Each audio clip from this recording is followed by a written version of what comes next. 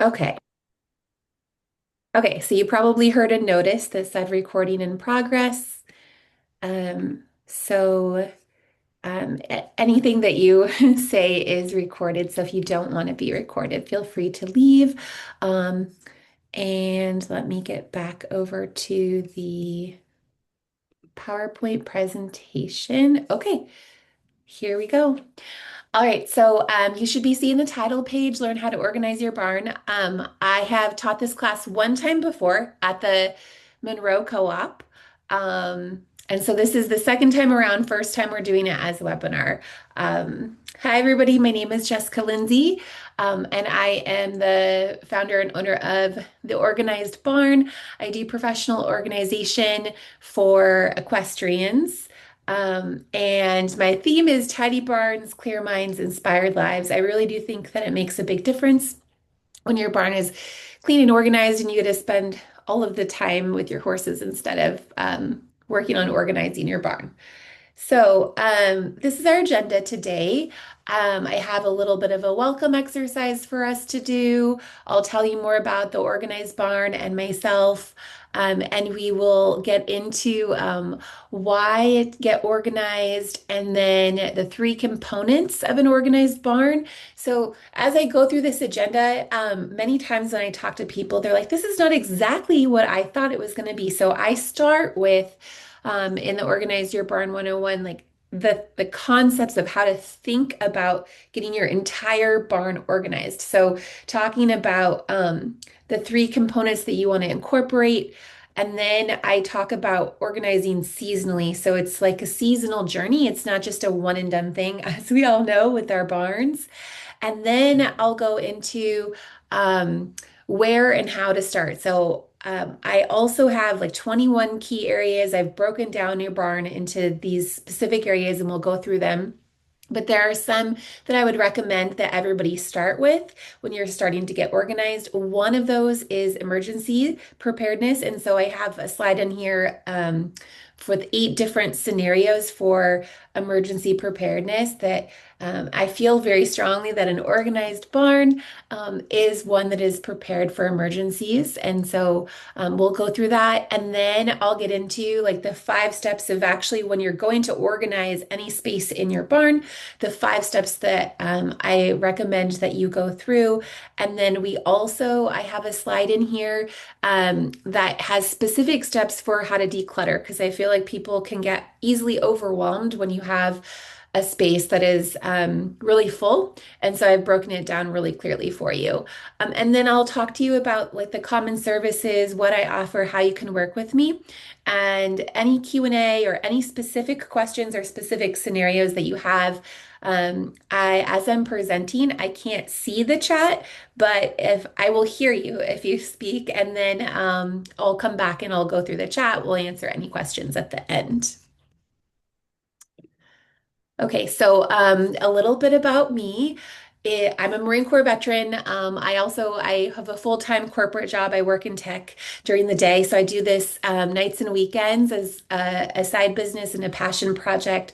So I have that corporate experience doing program management, and I wanted to make money with horses, so I came up with this business. These are my two geldings, Soldier and Remy, and they are both retired now, so they're expensive grass dogs, really. And we just like to hang out. So I have 2 horses, 2 dogs, 2 guinea pigs, and one human child. She actually is a senior in high school this year. So I'm very busy. And I left this acknowledgement in the slideshow for today just because the Monroe Co-op, which the Snohomish and Monroe Co-op are actually one co-op, but they gave me the opportunity to do this class first. And also, I think we're going to do another class sometime this fall, probably at the Monroe location, just because they have the space to do the class up there. So look out for that. So I left this thank you in there for them.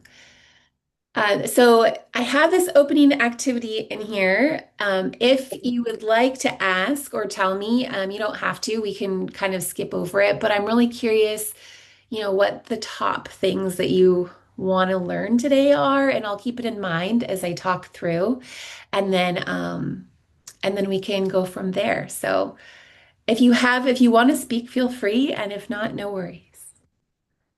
Hi, Jessica. Hi, Can Mo. you hear me? Yes, I got your Hi. email today. I can hear you just fine.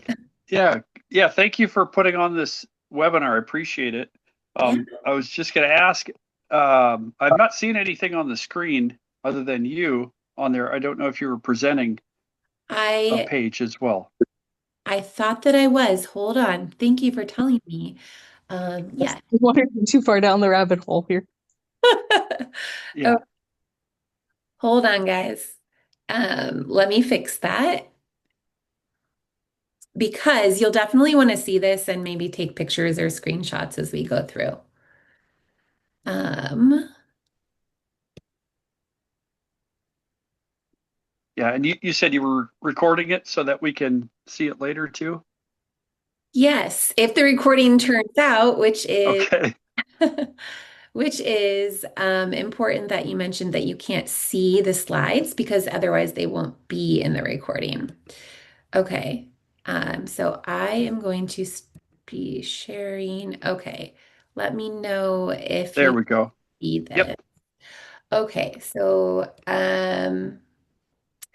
what you missed was the fancy agenda, and these are my horses. Moving. Thank you. And then this is the opening activity. So yeah, if you have anything specifically that you came here to learn about, like maybe you just bought a new property or you have a boarding barn or whatever, if you want to let me know, I'll keep Probably it. both of those. Go ahead, Vicky. Oh, oh, hi, Jessica. You actually just nailed it with both of those. Thank Oh, wow. Congratulations. you. Awesome. That's awesome. Where are you located with your new boarding barn? I'm actually way up in Canada. Wow. Okay. Amazing. That's so Yeah, cool that you found us. I love yeah, it. in Manitoba, we're actually only a couple hours away from the North Dakota border here, so not Oh, wow. too far. Very cool. That's amazing. Very cool. All right. Okay. Um, We'll anything start. else? Oh, was that Susan? Yes. Can you hear Hi. me? I can, yeah. Hey. I have a barn. I've had it for about 10 years. My horse is on my property. It's very small. I have two horses and a very small two stall barn with a combo tack and feed room. And Okay. it's a mess. It's always a mess. I can't get ahead of it. I feel like I'm just missing the boat somehow and do it better. And I Yeah. can't figure out how to get it there. So I'm hoping for inspiration, I guess. Yeah, I'm so glad that you joined. Yeah, she's so southern. Awesome. Yeah. Well, I guess if we're going around the room, I'll share. I'm Michael. I have a horse, a 17-year-old gelding quarter horse that we ride. We board him, and I'm at a local barn. I'm in Bothell here in the Pacific Northwest. And I'm honestly, in full disclosure, I'm interested. When I was sitting at the airport yesterday, taking a flight back to Seattle, and I was looking through Facebook, and I saw your post and on the Pacific Northwest Horse Crazy page, which I Oh, had just joined last week, and then saw the barn organization and that a little bit about you that you had started a company, and I thought, oh man, this is you and I think alike a lot. In fact, I'm considering having an organization business. I love organizing. I love helping people. perfect. Um, And property and I, boarding. and boarding, yep. And at our barn, they keep it very, very organized, but there's always an opportunity to, use some of the stuff I would learn. So, um, basically, again, full disclosure, I'm considering starting a handyman business. I just quit my job in aviation after 20 years, and I'm kind of going in a totally new direction. I've always loved horses, been into horses for the last 15, 16 years. So just really interested in what you're doing and how it goes and some of your concepts, to be honest with you. So Yeah, thank you. that sounds great. And we could always use better, more handyman and contractors. People ask me all the time. So we should definitely connect if you do that. Let me know. Excellent. There is Yeah, not thank you. and I have a picture later of something that we just actually had built at a boarding barn for you, Vicky. Okay, so this is so exciting. Thank you for joining. Okay, Adorable. we'll say what? Okay. I think I heard you say something, Vicky, but just interrupt me if you need to. Okay, so I mean, I'm starting with the basics of why to get organized. And so this was actually the photo here. It was one of my first clients, and this is a private barn. She has 8 horses, and this is a relatively small tack room she had. It was 6 by 12 feet. And then this before picture is just the one corner that I was showing you. So you can see she painted the walls, new floor, new door, and the cubbies she got for free off of Facebook Marketplace. Um, the full transformation, you can see it on my Facebook page. But I thought I would put a good before and after picture here so you can just kind of see what we did was the decluttering and then design, and then we did the organization after that. So I came in and I do free 1 hour consults within an hour of Snohomish, Washington. And so we did that. And then I came in and we did a full day of decluttering. And then she had a contractor who actually did some of the work. The heater here was the new install, for example, as well. She was getting work done in different areas of her barn. And so I worked with the contractor once we had a plan, and they did the heater, the doors, the floor, etc. And then when they were done, I came back and did the organization. So that's just one example of a project. And I'm going to pause because I think I heard somebody say something. Okay. But I probably don't have to convince the three of you as far as why get organized. But it really does end up saving you time and money. There was a study I was recently reading where we waste about 1 hour a day looking for things, and that's just overall. That was a regular person in a regular home, let alone a horse barn who's doing chores every single day. So maybe I'll do that study one time in the future. So moving into like how I like to teach about thinking about organizing your barn.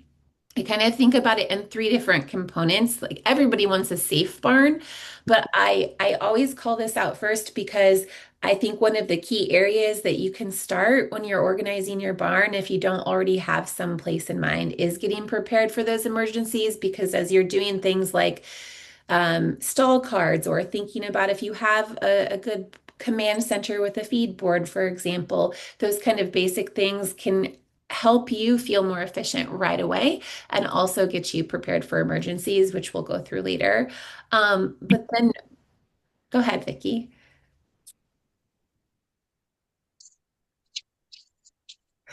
Okay. But then when we move into functional, this is really where I think about organization.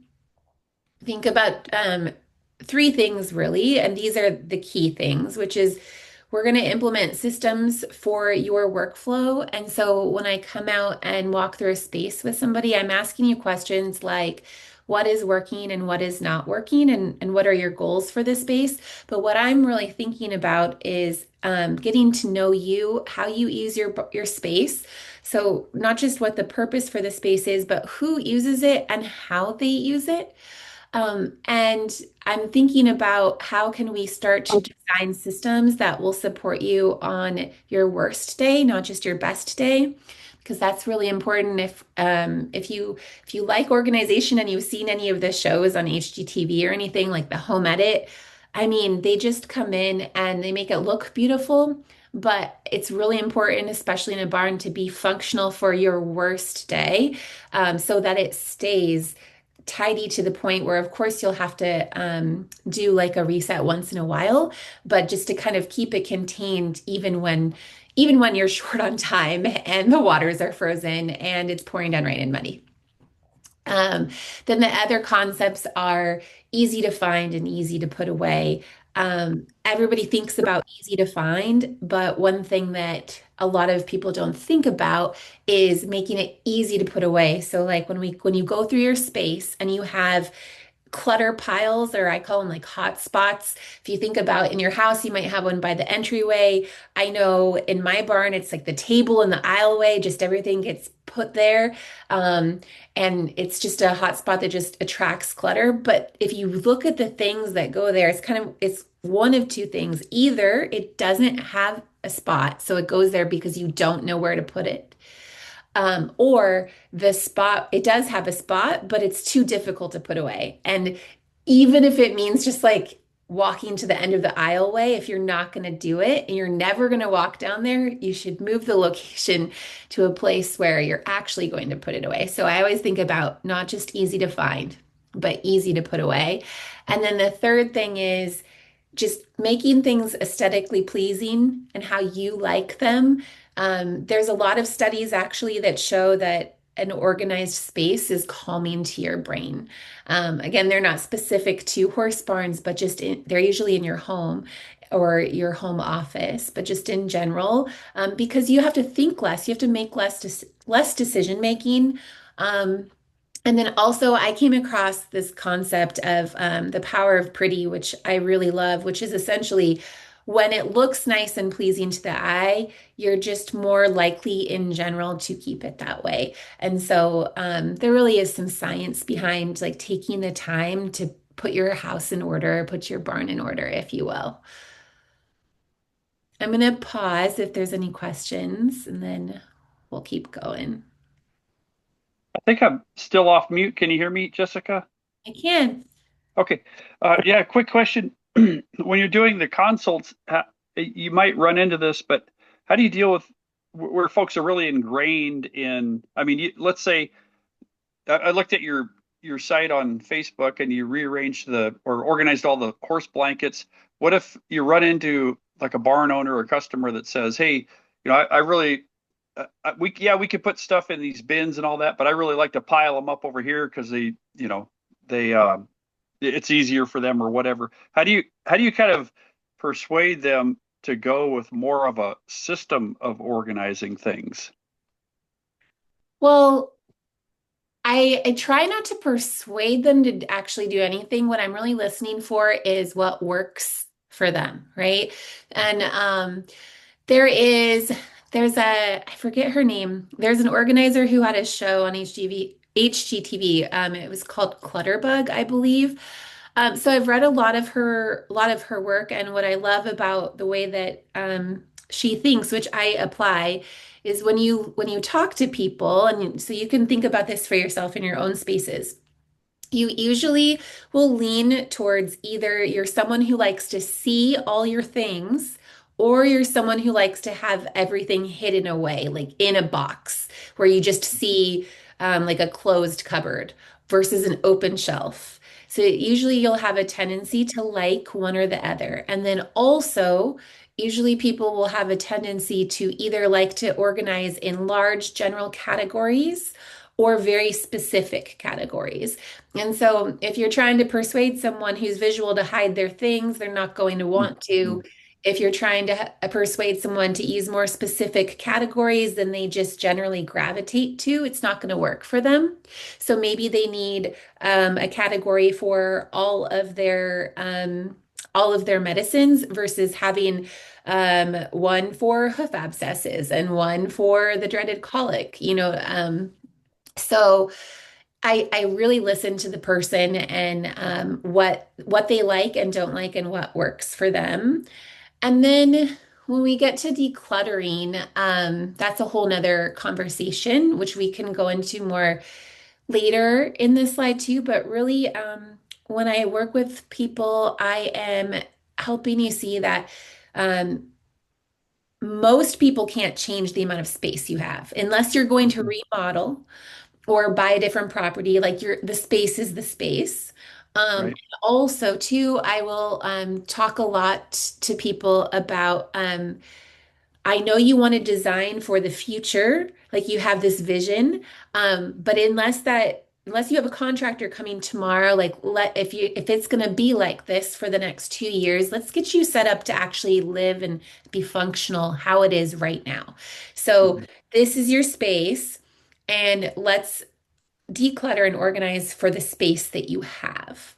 And then we kind of go from there. But I always like, I'm never going to, push someone to do something they're not comfortable doing. It's like very much meeting where you're at because you're there for a reason. Like, I know I have this pretty background behind me, but I have done a ton of work at various rescues. Actually, one of my horses is from Safe in Redmond, if you're familiar. Uh, Mhm. but I've just I really believe everyone's doing the best that they can and is that way for a reason. And then when it gets to a point where you're overwhelmed, it's so hard sometimes to just catch up. Yeah. And so I think it's so people are just relieved to like usually they're embarrassed to show me their space and I'm like, I promise you I've seen it before and I have zero judgments about it. And all we're gonna look at is what do you want and how can I help you get there? Yeah, no, that's good. Yeah, good points there. Because that is challenging. It's, being at a boarding barn, I don't have a lot of say of, I want the stuff over here, I want the tack boxes over here, kind of thing. So, um, yeah, it gets into it really comes down to working with people on how obviously the barn is in a condition that it's in because of a lot of different reasons, but how do you kind of move away from those repeat reasons and get to a place where everything is in its place and it's functional and it looks good. Yeah. Well, in that scenario, so I actually currently board my horses at a friend's house. It's just a private home and we share all the chores and everything. Um, But I will say that if you're boarding, I would highly recommend that you focus on what you can control. So your tack locker and your spaces. And if you do them really well, people will actually usually ask you, how do you keep it like that? It looks so good. Or offer to help, but genuinely help. I am so sorry, you guys. I have something in my eyeball. But genuine offers to help versus kind of judging the way that it is Right, would, right. would be my advice too. Because Okay. actually there's so much work that you don't see behind the scenes. It takes a lot to be the one out there that breaks the water at 2 a.m. if if need be, for example, or breaks the ice in the winter. And it's harder than it looks. So yeah, Yeah, for sure. Yep. of Okay, thanks, Jessica. course. So the next thing that I talk about with everybody when we're designing your space, so let's say you want to organize Susan, your combo tack room, feed room, for example, is to really think Mhm. about it in seasons. Um, I really think it takes a full year to really organize a barn well. And I know people cringe when I say that, but you could do the organizing project say summer, fall, spring, or if you have heat, it's actually a great thing to do in winter. But then I really recommend that revisiting it in every single season. And something that I have my clients do also is called a walking list. Um, I have a post on this somewhere on the Facebook page I can share with you. But essentially, what it is once a season, if you walk your property from your entrance point all the way through, like you're pulling up to your barn and you're walking through everywhere, your feed room, your tack room, the aisleway, etc. And what you're going to do is you're just going to, I like to actually use like Chat GPT or a voice app or something really easy. You could use a pen and paper if you want, but just brain dump all the things that you want to fix, organize, change, etc. And just walk through your property and do a brain dump so you have it all in one list. so that you can sit down and do some planning about, okay, out of this list, what am I going to tackle in which season? And then also, when you go to the next season, you can pull that list out, and you'll start to see patterns throughout the seasons, and it'll just help you plan as you think about like your whole barn and organizing for the long term. So, I always recommend that you come back and touch up every single space in once a season. And then when you're organizing, that you also, if you're in summer, don't forget about what it was like in winter, because we tend to get cold weather amnesia.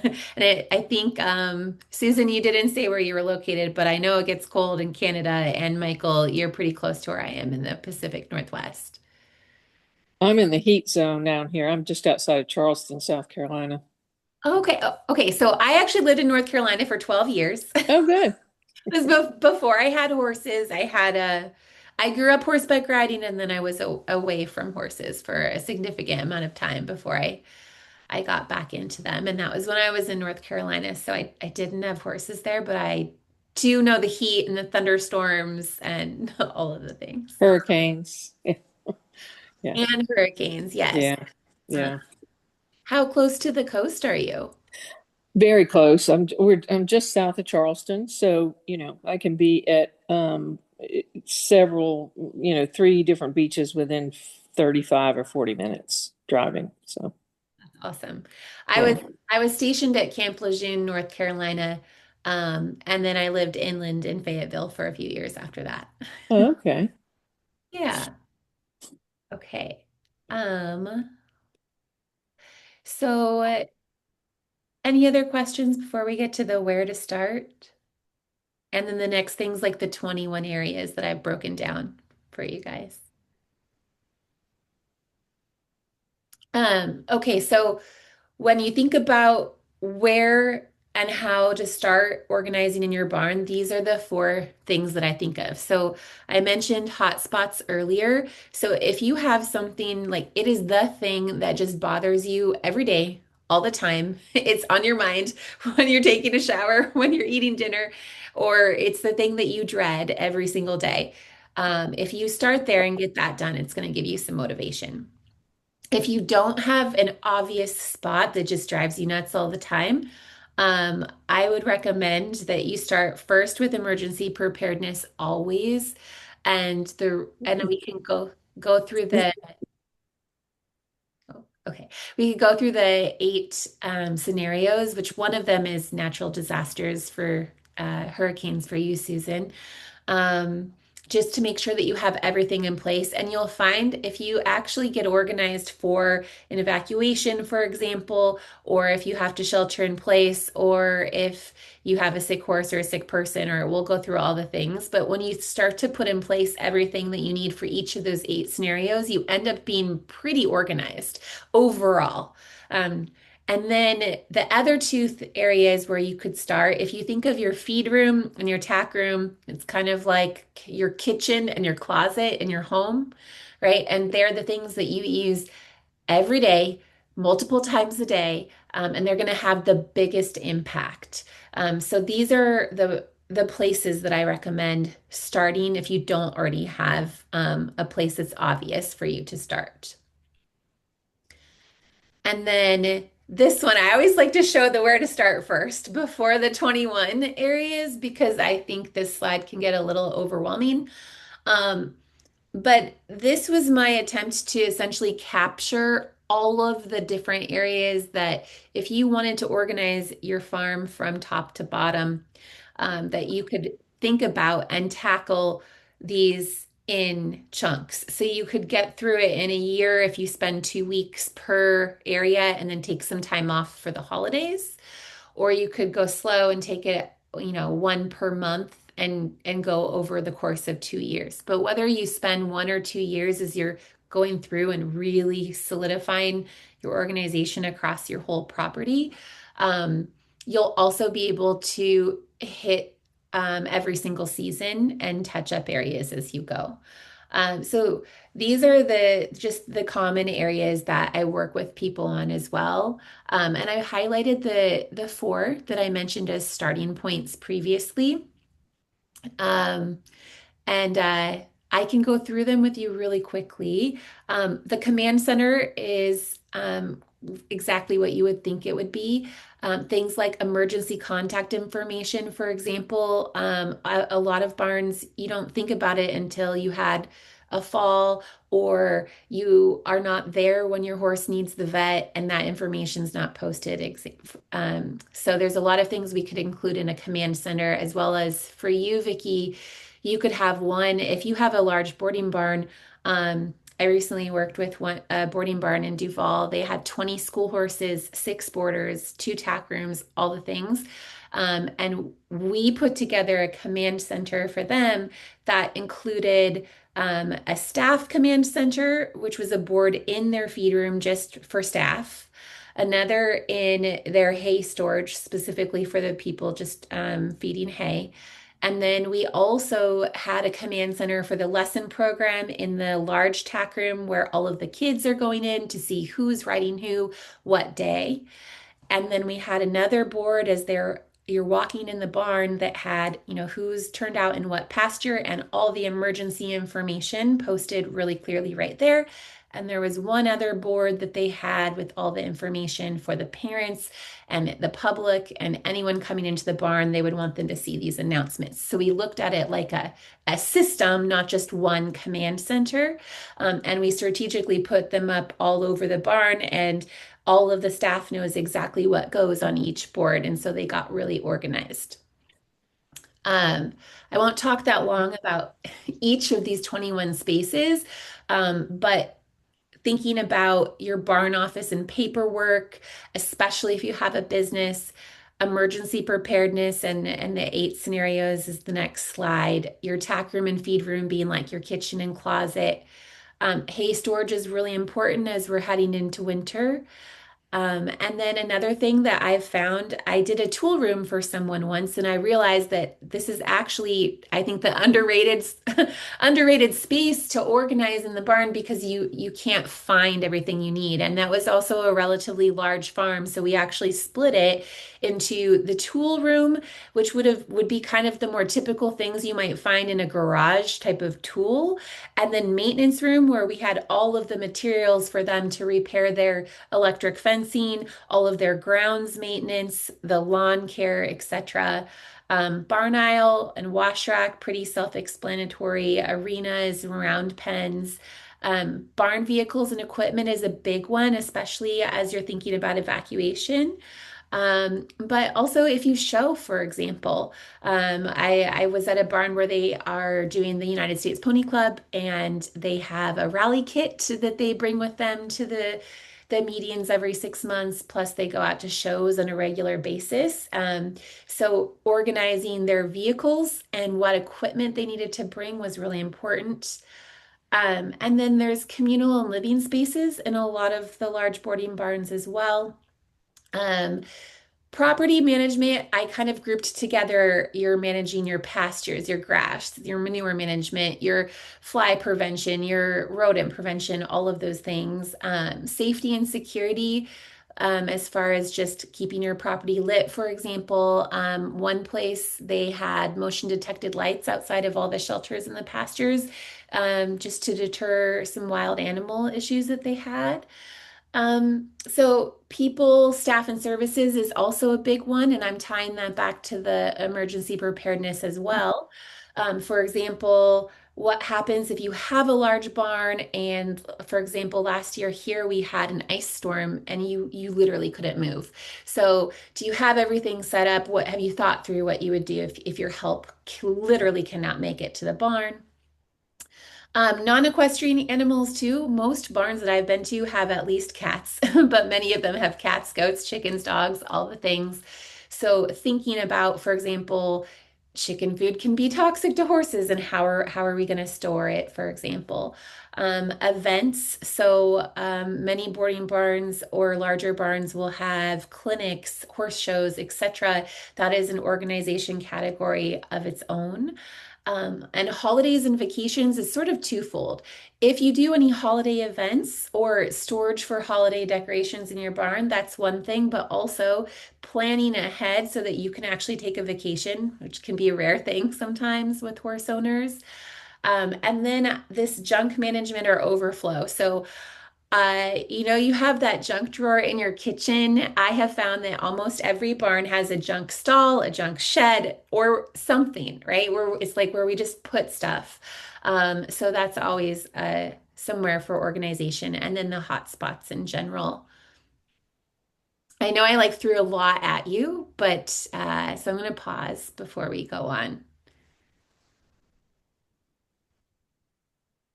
Okay, this is perfect. We're halfway through the slides. We're just over halfway through our time. Um, okay, so these are the 8 emergency scenarios that I always recommend. If you don't know where to start for organization, start here. So the first one is you have to leave suddenly and someone else needs to step in and care for your barn. Maybe you were the one that fell off the horse. Maybe a family member has an emergency, something. Um, Assuming that you like, and maybe in a boarding barn situation, like for example, Vicky, you might have staff with backups, but this might be even more important for Susan, like at your barn, if it's just you, do you know who you're going to call? And or if you call somebody who has pretty good horse knowledge, can they walk into the barn and figure out who goes in which pasture, what stall with what grain, what hay, what supplements, who has Cushing's and who has a special diet, et cetera, who gets along with who, all of those things. Is there a clear communication system, either on a whiteboard or in a binder, that would be obvious for someone to come in and take care of your animals in a true emergency situation? Without you having to try to text from the hospital. That's a good point. Yeah. Um, so, uh, yeah. And then the second one is the one people think about the most, I think, is how would you evacuate with your animals? The third one, no one ever wants to think about, but I have definitely read scenarios where this has happened. And if you haven't thought ahead to what you would do, it could be even more stressful. So to have that last resort plan and have thought about it in advance can be very helpful. Sheltering in place could be because of the weather, or when we had COVID, for example, and there were a limited amount of staff for. Are you able to, if you're on your own sheltering in place, how would you care for the barn? Have you thought about it? It's about just thinking through in advance, so you're not in the scenario and trying to figure it out at the same time. And Mike, I see you talking, but you're on mute if you were trying to say to the group. No, just making noise. Okay, good, But good. actually, while I'm off mute, one thing looking through, this is excellent material, good ideas. I'm thinking ahead to, I don't know if you'll go into this, but it might be a good idea for people with horses to also have some basic first aid for horses and for humans, and or some farrier experience to where they can deal with a horseshoe that's hanging off halfway. They have the tools for that type of, not really an emergency, but a situation that's going to come up sooner or later. So maybe just some basic horse and human first aid stuff would be good to understand ahead of a big event, an emergency as well. That's an excellent point. And for people, there's the the American Red Cross, at least in the United States. I don't know, Vicky, what you would have in Canada with like Yeah, there is. I don't know if it's Red Cross or not, but there is an equine first aid that my daughter and I both took. And we don't actually, it's a smaller boarding barn. We don't have much for staff. It's mostly family run. We do have a hired hand that is a fellow boarder as well. So just to awesome. give you a little more context. That's awesome. Um, yeah, and so the Red Cross, to my knowledge, I don't think they have. equine first aid, but that was the next thing I was going to say was I know there are equine first aid classes out there. I took one through, it's called Save a Forgotten Equine or SAFE in Redmond, Washington, as a volunteer. They have some vet techs that work with their veterinarians and they teach basic equine first aid, but it was more focused on, for example, how to recognize colic, what to do if a horse is cast, when to call the veterinarian, how to handle bleeding in an emergency until the vet gets there, how to keep yourself and the animal safe, those type of things. But it was a really good point, Mike. I agree. Which the next one is actually horse injury or sickness, right? So thinking about and and this would apply also, I think boarders don't think about this enough. Do you have transportation to the veterinarian, or have you worked it out with your trainer or your boarding barn? What transportation would you have available if you needed to take your horse somewhere? And where would you take them? Usually people have a veterinarian and they know they're going to call their vet, but what happens if you need to go somewhere? Um, and then human injury and sickness, we all ignore ourselves. Our horses have massages and all the things. And we're like limping along, would not pass a vet check. Um, so, just thinking about, where would you take people? Like, do you and all your boarders or anyone else who spends regular time at your barn, do they know where the nearest emergency room is? And do you know who to contact if they're injured and you need to call someone for them? Is it on their boarding form? Where is it? So you could get that contact person and let them know. And then number seven is like Susan, you already mentioned, unfortunately, the hurricanes. Um, Wildfires are affecting everywhere. I know Washington, North Carolina, and Canada all have been affected by wildfires. Um, and I know here in Washington, we have the risk of earthquake as well, which could really disrupt services. So that one's a little bit harder to prepare for. Um, and then the last one is a barn fire prevention plan. And one thing that I learned here is you can actually contact your local fire department, and most of the time they will come out for free and walk your property and help you create a barn fire prevention plan. And with barns specifically, the one thing I learned was the fire hydrants are built for the home, not the barn. And if your equine facilities are too far from the fire hydrant and they need a tanker truck, if they've done, at least in our area, if they've already done that evaluation, when you call 911, they already know that and they're going to dispatch one. If they have to wait for the fire truck that arrives to dispatch it, it's going to be much slower. So that was a really big tip that I learned to take advantage of that, and see if your local fire department has that free walk through, and so they can note things like that that we might not even think of. And I by no means am I um, an expert here. I am just thinking through how you can organize your thoughts and your paperwork and your facilities to help you be more prepared in this scenario.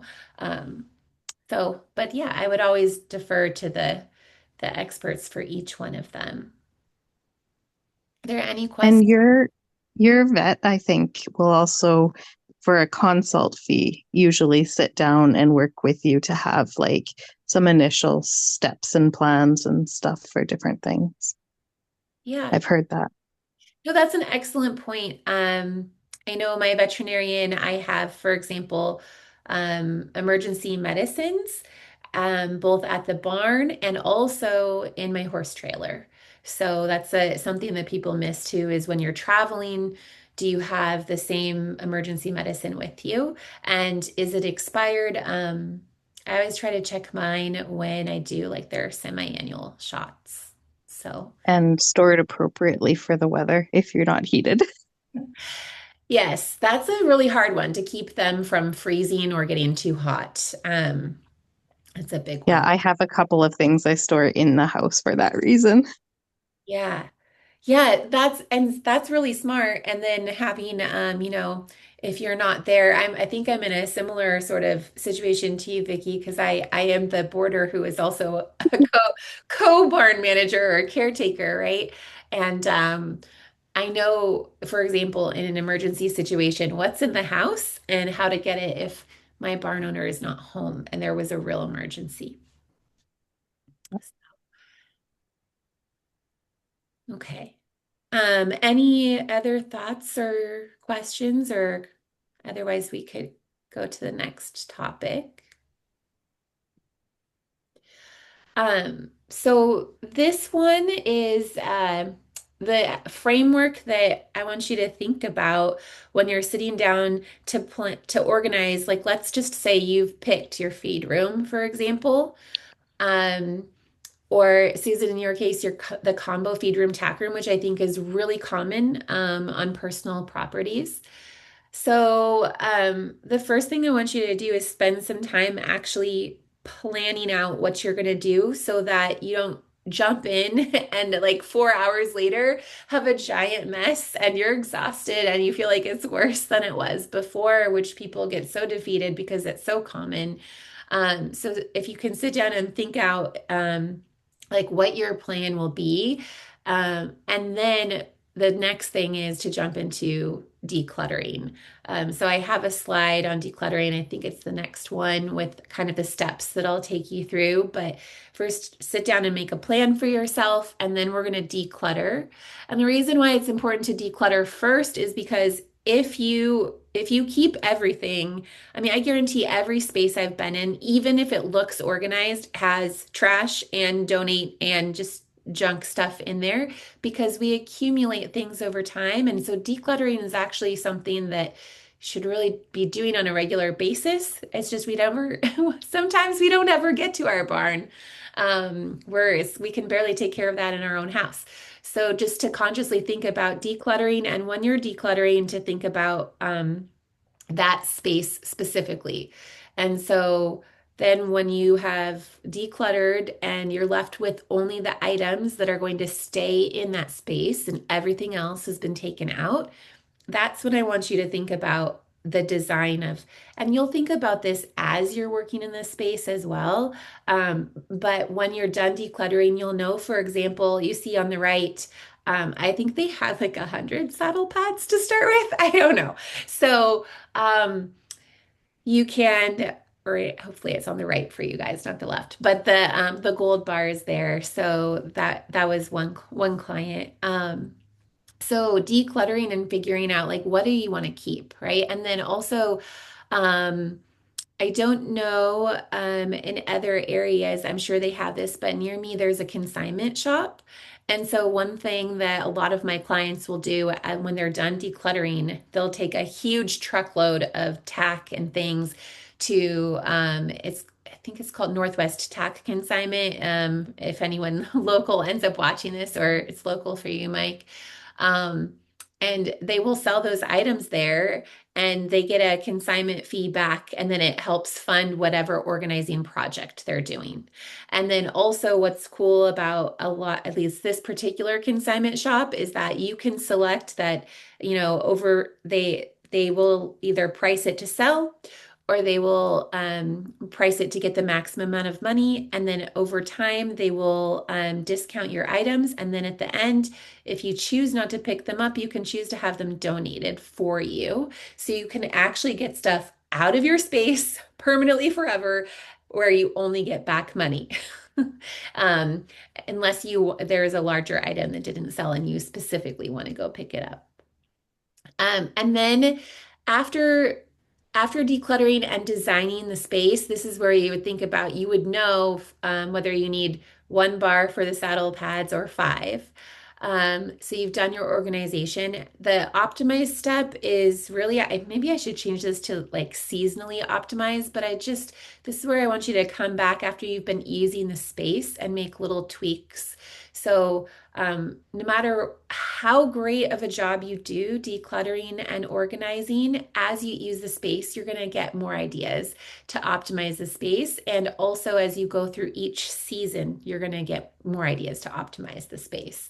So that's what I mean by optimizing. So we're going to sit down and plan, declutter the space. When you have the items left that are going to stay in that one space only, you'll design the storage and then you'll do the organization and then optimize seasonally or as you're using it. So it's just the way of thinking about organizing. And then there's the fun part. I mean, the design is really fun. These gold bars, I think, are from Home Depot, and they're intended for a closet, actually. And then those hangers have, the little like the clips, that like clothesline type of clips. Um, I don't know if they would work for Western saddle pads because the Western saddle pads are a little heavier. In that particular client space, all of the Western saddle pads were folded and in half and stacked. And then we had a drying rack for saddle pads that were damp and needed to dry out. And they rode both English and Western. Okay. So then the next I think I have is decluttering next. We'll go into it. It is okay. I think I want to talk about how to declutter and then come back to the planning, just because we were right there on that step. Um, so on the left here, this was a storage shed that there's before and afters on my Facebook page, but it was just full of stuff. And this is when we were done with the decluttering. And this wasn't the end state. This was kind of like middle of the project where we've done the decluttering. These are the items that are going to stay in the space. Everything that's leaving the space has already been moved out. And so we were on, I think we were basically on step 10 here. So the way that we did it was we came in and first I always recommend like do a trash sweep. And if you don't have a lot of time, this is something that's great to do. Grab the black trash bag, take 5, 10, 15 minutes and just literally hunt for trash and get all of the trash and anything that you know that you want to get out of the space, just remove it. But in general, I use trash bags and I use boxes or bins for donations and selling items. Gloves, if you want them. A lot of times, some of our sheds can be full of spiders and gross stuff. And then what I kind of do is I'm going through the shed is I'm going to get everything down to a single layer so we can see it. A lot of times I'm pulling stuff out. We had a big pile in front of the shed, so we could see everything. Then we do that trash sweep that I was talking about. Everything that's trash, we pull. Then everything that we know we can get rid of, we pull it. And then we go through, usually we take a break at that point, but then by the time we're on step number 6, we're making decisions, stay or go.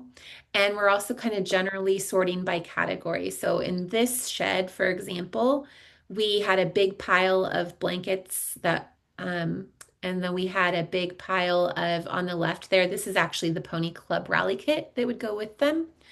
And then all of those bins in the back right, they were all different categories. And as we decided things were going to stay, we were just kind of generally grouping them. So when we were done, we could see kind of how much we had of everything. Then at that point, everything that we were keeping that didn't belong in the shed literally got picked up and moved to the room that it goes in. Even if it meant there was a big bucket of stuff that got tossed into the tack room, for example, it wasn't in the shed anymore because it didn't belong there. So again, the only things we're leaving in this space are the things that are permanently belonging in this space. So we moved the items to their appropriate rooms. We literally took the trash and recycle out at that moment. And then everything that was being sold and donated, we loaded it in the truck right then, set the calendar reminder for Monday when that tack shop opened. And then we sat down and celebrated the win. That's what I took this picture. So this is, I know it might sometimes it can seem a little common sense, but I even refer back to this list when I'm going through a really big, overwhelming decluttering project. You can break it down just one thing at a time. Um, and it does take time. So if you get overwhelmed, take a break and come back.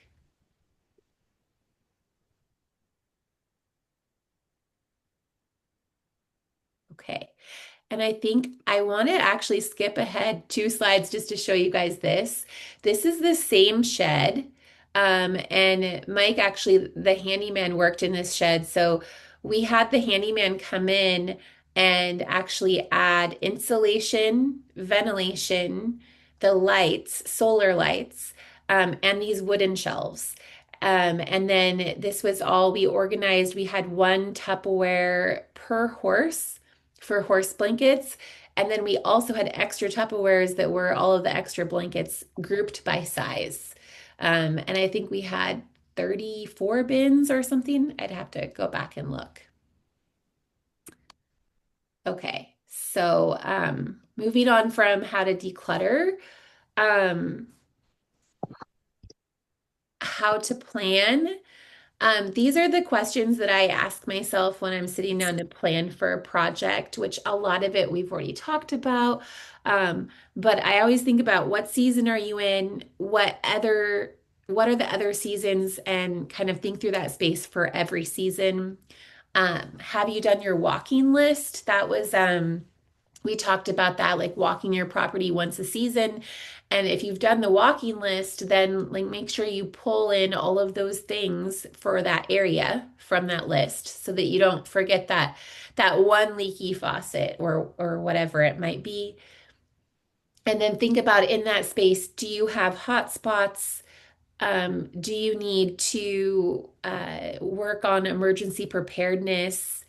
And then also like as far as how to plan, I when I wrote this, I was thinking overall from your barn perspective, is your tack room and feed room done?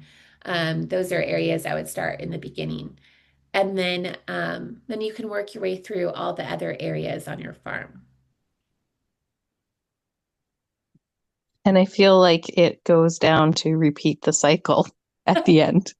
Yeah, so I realized I kind of messed us up by going to declutter just because of the flow of talking, but really this is the framework. And so what I was intending to speak to you about was here's how you would plan, sit down and make your plan. Then here's how you would declutter, sit down and declutter.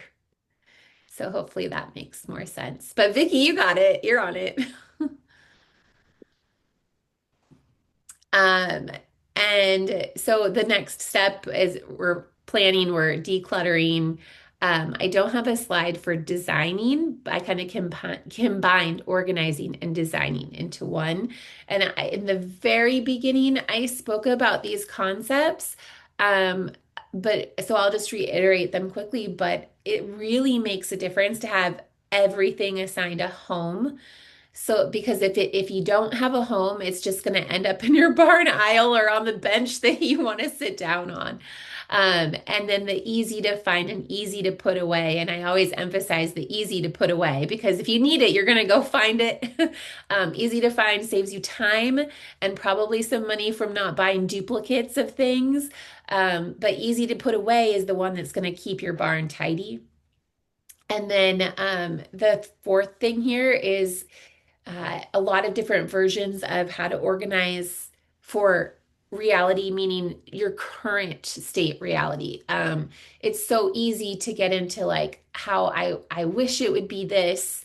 Um, and or like Mike, I think we were kind of touching on that a little bit earlier, like what you think it could be, should be. But it's really important to like look at the reality. And part of that like Mike for you for as a boarder is like what do you actually control and maybe you get to start with the dreaded tack locker. Maybe I need to do a video actually on organizing tack lockers. Whether you have like do you have the ones mounted on the wall or do you have like the big rolling tack lockers that you use or Yeah, no, we have a two different tack rooms, and just for my stuff, I do Western riding, so I have saddle racks with my Western saddles, and then my pads, and then kind of because I'm basically an organized guy. I made bins of stuff, my first aid kit, and just little stuff like the clippers and that kind of thing go in one small bin. We're talking like a little bigger than shoebox bins that I keep under my saddles, but try to keep all that stuff organized. And the barn owner, like I said, does a pretty good job of keeping everything where it's supposed to be and getting on people if it starts to get cluttery. But there's always more you can do to make things more efficient for sure. Yeah. So it sounds like you guys have a shared tack room then, and not Yeah, you're not like confined to a locker, if you will. right, Okay. right. Okay, that makes sense. Um, yeah, so just the theme is, I mean, sounds like you already embraced it, the do what works for you right now. Having that space underneath your saddles and utilizing it with the small cubbies or Tupperwares. So, um, and I mean this photo on the right, this was a private barn. She had three Friesians, a quarter horse, uh, alpacas, llamas, Uh, mini donkeys. There's a lot. Um, so and she liked to be able to see everything, and so this was also actually one of my very first clients. She liked to be able to see everything, and we didn't want to spend a lot of money. So this is actually a bookcase. If you guys see me looking to the right, I have it projected right there, so it's easy for me to see as I'm talking to you. Um, but so we turned a bookcase on its side, pulled the shelves out, and then these are some clear bags that you can get off of Amazon for bedding, like to store comforters or sheets or whatever.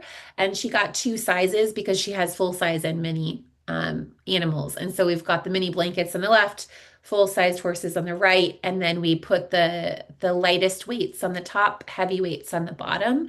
And for her, she knew what every blanket was just by the design it had. So she just needed to be able to see them and pull them in and out really easily. And then she has this therapeutic blanket back on track, was in that basket in the front because she uses it for almost all of them all the time. And then the blankets that the horses are using day to day, like turnout blankets, etc., they had bars on their stalls. So they were either wearing them or it was hanging on their stall or was in the drying rack at the cleaners or it was put away here.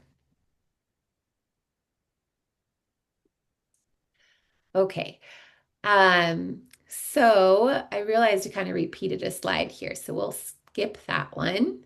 The difference actually was, if you'll notice, I added planning into this framework because um, I started without that, and I realized the planning was really important. Okay, so the next steps, before we even talk about that, I actually, on the left-hand side here, this was part of the command center for that really large boarding barn. We didn't have to purchase anything. She already had this available, but when I first got there, like the radios were all over the place. It was a big pain. They weren't staying on their chargers, which meant that the staff didn't have charged radios. And so one of the first things we did, and I snapped a picture of it, was we just threw this up on the wall and got her radios up so that they could charge so her staff could have radios. It was like an immediate hotspot or pain point relief. So it doesn't always have to be the most beautiful or perfect, but just this is an example of function because the only plug, this is like halfway up the wall, right? And there wasn't any place to set these, and they're all sitting in their little cradles. So we got that done. Um, the rest of the slide is next steps if you're interested in working with me. Like I said, I do free consultations within an hour of Snohomish, Washington. So it is completely free. I come out in person and we spend an hour and we walk through the space and I'll ask you all those questions about what's working, what's not, what's your dream for the space, etc. And then the outcome of that consultation is a custom quote. So I do custom quotes for all of my projects because everybody is a little bit different. And then if you're not within an hour of Snohomish, Washington, we could either do the consultation for free virtually, or we could talk about travel options too. And then I'll skip down to number three. So after the consultation, I would give you a written quote that had like broke everything out. Unless you're simply just wanting some design coaching, for example, and you just don't know where you're going to put stuff, and you wanted to sit down and actually just design and lay out your space. Anything more complicated than that, I'll give you a full written quote, and I'll lay it out like I think this project's going to take 5 days, and here's what it would look like. We'll spend this long decluttering, and then we'll spend this long designing and this long organizing. We'll have this long of a gap in between because we are going to build XYZ, or have our handyman do that. I do everything except for those installs and builds. And so, if, for example, like in that shed example, she wanted the shelves built for the Tupperwares, she had her handyman do that. That is the one thing that I don't do, but I work with whoever you have coming in to do the build or construction of any kind. And then these are common prices. So I charge $600 for a full day project. And the way I quote the work is by estimating whether it's going to take a whole day, 2 days, 3 days, etc. And then when I quote you that amount, if it takes longer than that, I just finish the work. So if it ends up taking a day and a half instead of a day, I don't charge extra. And I find that that just works really well. Everybody knows exactly how much it's going to cost. And we can take our time and get the job done right. It's really important to me that we already have that worked out from the beginning. So that's how I quote the projects, and that's why I offer the free consult, so we can get everything worked out in detail ahead of time. And then I'm going to go back to number two. So I'm adding a new seasonal workshop this fall. So I'm going to do It'll be 2 weeks from now. It's September 18th, I believe. I have to double check that. But I will go ahead and set up the registration for that later tonight and get that out to you. But if you want to do that, it'll be this format. Um, but I'm actually going to put together everything for fall, including checklists of everything you would want to do in your barn. And then we'll have exercises to actually do live and active in the workshop. So what you'll be doing is actually thinking through, what do I need to get done, prioritizing it, what am I going to do this fall, planning it out. So this would be like if you want to do everything yourself, but you just want help like thinking through all the things and making a plan. So if this goes well, then I'll do one for fall, winter, spring, and summer, and just make it a quarterly thing that I do. So that's coming up, and then you can always email me or message me on Facebook for any questions. And I also started a YouTube channel, so there's less content there because it's newer, Oh, but I'm going to start putting more and more stuff on YouTube just to try to help people out. Um, and then let's see here. I wanted to revisit this question of I want to make sure that whatever like your top questions that you came here today with got answered. Um, and then the next slide after this is Q&A, and then I'm going to ask you, anything else you want to know.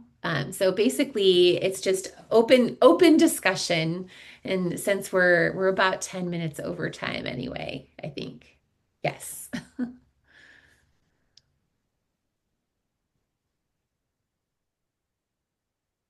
okay. Well, I'm off mute, I guess. So I'll say something here. Yeah, good information, Jessica. I appreciate the way you laid everything out. I came here to kind of see how you work and what this is all about, and see if this is something that I could incorporate at our barn, talk to the owner, and maybe have you come out and visit. So I'll go ahead and talk to her about that. and might be able to set something up there. But also, like I said at the beginning, I'm also interested in kind of doing a handyman organizing type business that I want to get started soon. And this is exactly the kind of thing, not necessarily just barns, but houses and garages, that kind of shops and that kind of thing, is where I would really specialize. But just appreciate the way you laid out all the information, and look forward to talking to you more after I get licensed and bonded as a handyman to do some maintenance and repair. Yeah, that would be great. And there definitely is some crossover between, I focus on the barns because I love working with the barn owners and the horses and just being in that environment. But I have had a couple clients ask me, so I've done two pantries and two garages already. And then coming up soon, we have a laundry room and a master bedroom and bathroom. So I'm like, how do I expand this from Yeah. the organized barn and farmhouses? It's just, Yeah. but No, yeah, I think you're definitely onto something. You've got a really good, great offering the webinars and doing the consultations and all that stuff. I think you're going to be very successful at this for sure. well, thank you. Yeah, it's just going to take a bit to build that momentum. You just got to keep at it. Yes. Yeah. Yep. Thank you, Vicky. I appreciate that. It is a lot of work, but I love it. And especially like the design aspect. That's probably my favorite thing. I don't know. I like decluttering a lot too. I like too that you are able to think of economical ways as well, or like creative outside of the box ways of doing things. I think sometimes those are really necessary, I guess, in these environments. Totally agree. I I actually so I try to work with my clients as well. Well, from the very beginning, like are we doing a declutter and use what you have and we're not buying anything else because we absolutely can do that?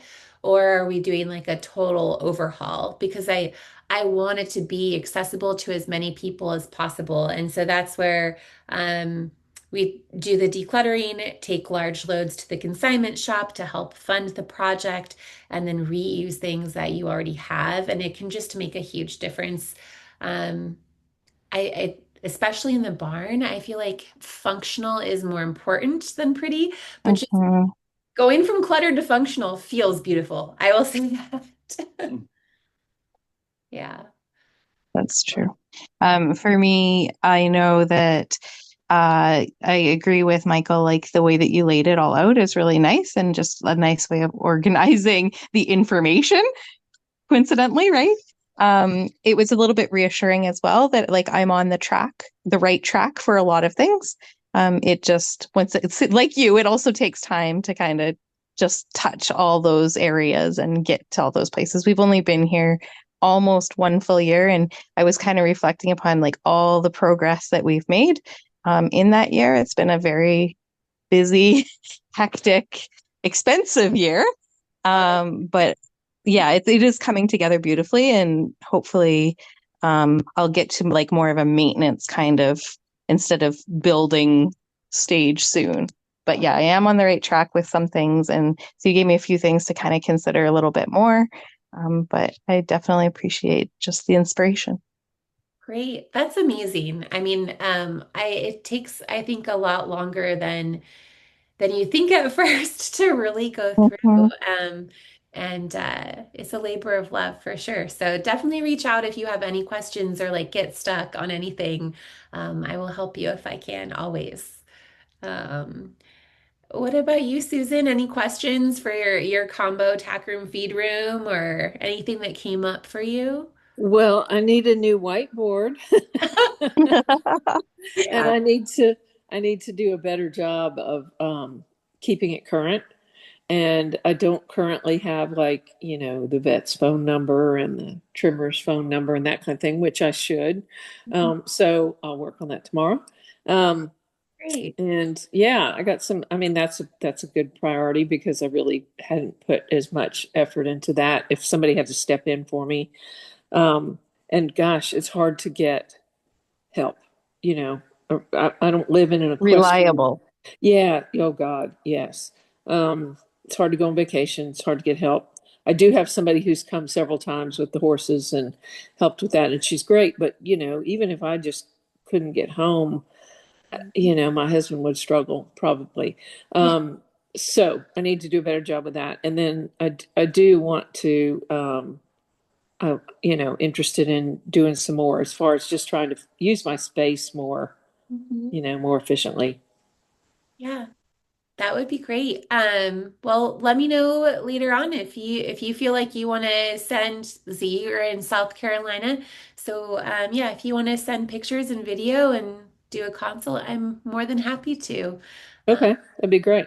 yeah, and I actually the next I think it's coming up here after the Q&A. This was also something that, if you think of something that you just are stuck on, if you send me something, I will turn it into a post. So I'll do some research and I will put together a post and share a post on Facebook to kind of help you with that problem and create content at the same time. So if you have like a specific question, um, for example, I don't have the photo at the moment, but I will say one person I was there on a consult, and in her wash rack, she was also cleaning out all her grain buckets in the wash rack, and they were like all over the floor. And she was like, "That's such a pain." So I suggested that she put in the white wire shelving, just like you see in a lot of closets, kind of at a 45-degree angle with the little lip to hold the the pans so they didn't slide off.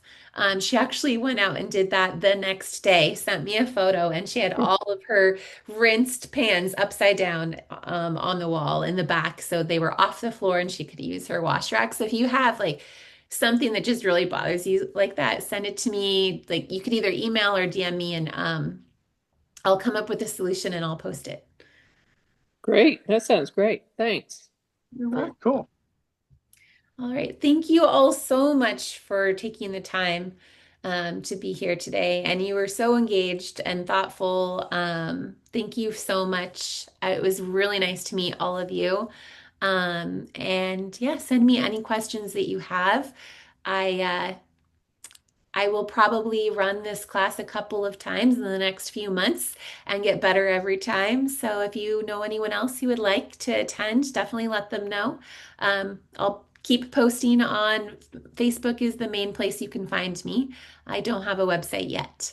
So that's about it. Perfect. Okay, very Thanks, good. Jess. Yeah, thanks for your time, Jessica. We appreciate it. Yeah, thank you. Have a wonderful night, everybody. All right, Thank you. Bye. thank Good you. night. You too. Good night.